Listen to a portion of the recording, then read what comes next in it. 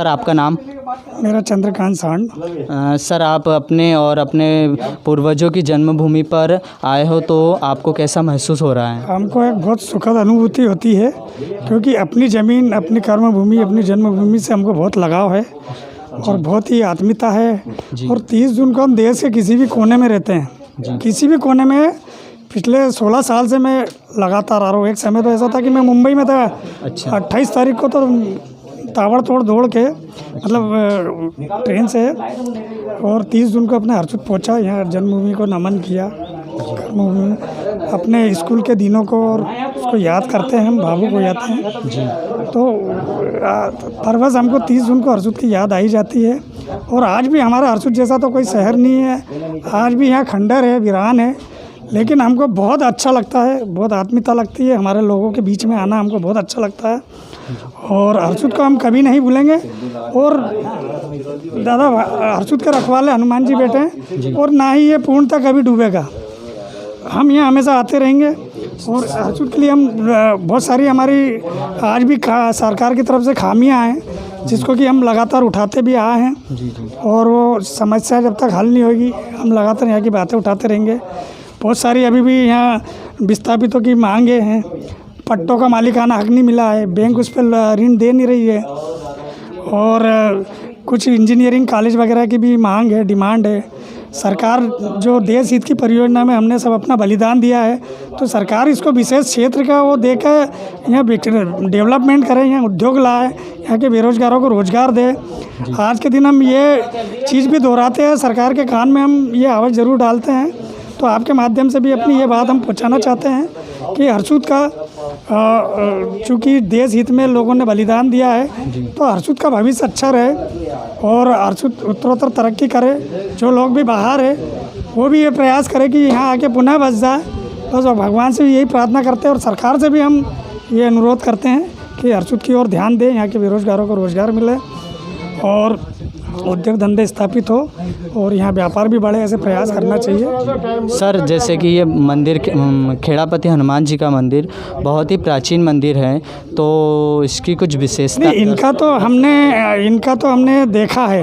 मैं पिछले 16 साल से आ रहा हूँ और हमको एक भावना ही रहती है कि हमको हनुमान जी के दर्शन करना है। तो हमको पिछले 16 साल में यहाँ कभी पानी दिखा ही नहीं है। कितनी भी अतिवृष्टि हो गई है, 40 इंच से भी ज़्यादा पानी गिरा है, कुछ भी हुआ है, लेकिन हनुमान जी का दरबार हमेशा खुला मिला है। और हम हर 30 जून में एक साल तो ऐसा था 2007-8 में कि बहुत ज़्यादा अतिवृष्टि थी। 30 जून को ही हमको यहाँ से खंडवा जाना बहुत मुश्किल पड़ा था, हमको टुकड़ों में बड़ा तकलीफ़ उठा के जाना पड़ा था, पर दादा के दर्शन हमको बराबर हुए थे। इनका आशीर्वाद हरसुद शहर को है और इनकी कृपा से जो कुछ हो रहा है।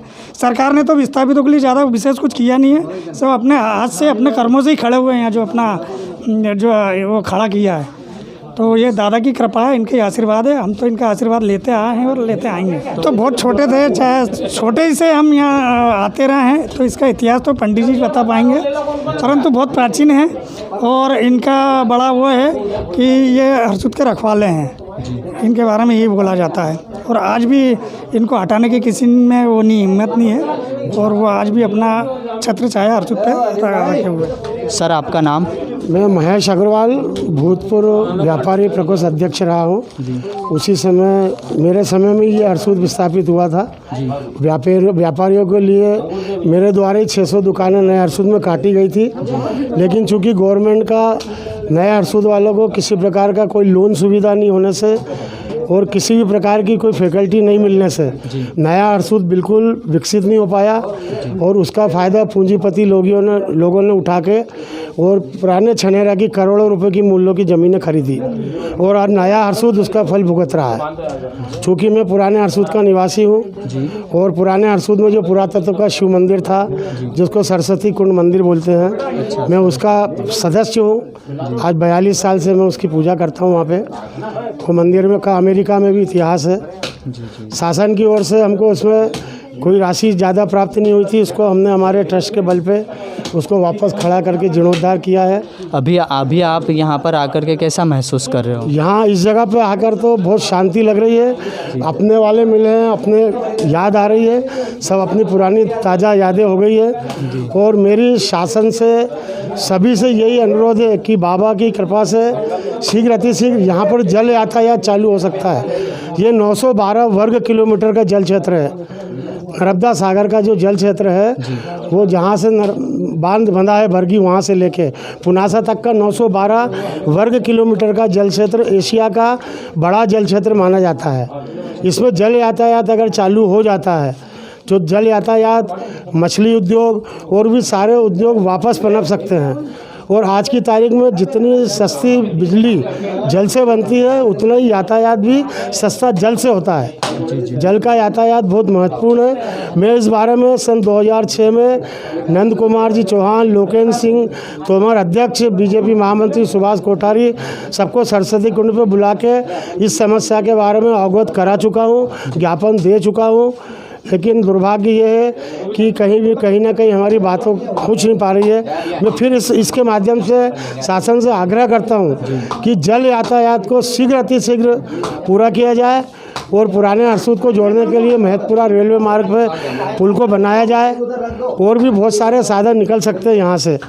पुराने हरसूद की पुरानी तहसील के जितने भी गांव जो काली माचा के उस पार हैं वो सारे गांव जल यातायात और महतपुरा मार्ग से जुड़ सकते हैं और यहाँ का बहुत बड़ा व्यापार हो सकता है। मैं इस बार आपको बता दूं कि हमारे यहाँ मंडी में ऐतिहासिक आवक हुई है माल की। हरसूद की मंडी पूरे मध्य प्रदेश में विख्यात मंडी है। यहाँ पर भाव बहुत ज़्यादा दिया जाता है। बैतूल का किसान, देवास ज़िले का किसान, हरदा ज़िले का किसान, होशंगाबाद ज़िले का किसान, खंडवा ज़िले का किसान, खरगोन तक का आसपास का चारों तरफ का किसान इस बार मंडी में गेहूँ, चना और मूंग बेचने आया है, सोयाबीन बेचने आया है। इसका सोच यही है कि यहाँ की मंडी बहुत प्रसिद्ध है। यहाँ के व्यापारियों को भाव बहुत कम है, बहुत कंपटीशन से, बहुत प्रतिस्पर्धा से यहाँ के व्यापारी कम भाव में माल बेचते हैं। इसी कारण हम पुराने हरसूद में, मैं व्यापारी एसोसिएशन के अध्यक्ष रहा। मेरे पास 615 दुकान की लिस्ट आज भी रखी हुई है और 300 गांव मंडी में आते थे, 300 गांव के कृषक आते थे। यहाँ हमारे पास कुल 30 गाँव हैं, कुल 30 गाँव। वो 30 गाँव के भी लोग जो हैं उसमें सक्षम किसान नहीं हैं, उसमें सक्षम किसान नहीं बचे। और जो बचे हैं वो अपना माल खंडवा या फिर हरदा ले जाने की कोशिश करते हैं। गरीब आदमी का माल ही नहीं होता तो वो क्या बेचने आएंगे। बिल्कुल बेरोजगारी पूरी फैली हुई है। और ये जल यातायात और अगर खोजा जाए तो बहुत बढ़िया स्पॉट बन सकता है, ये गोवा जैसा इलाका बन सकता है ये। अगर शासन कुछ करना क्यों नहीं चाहती ये हम नहीं जानते इस बारे में।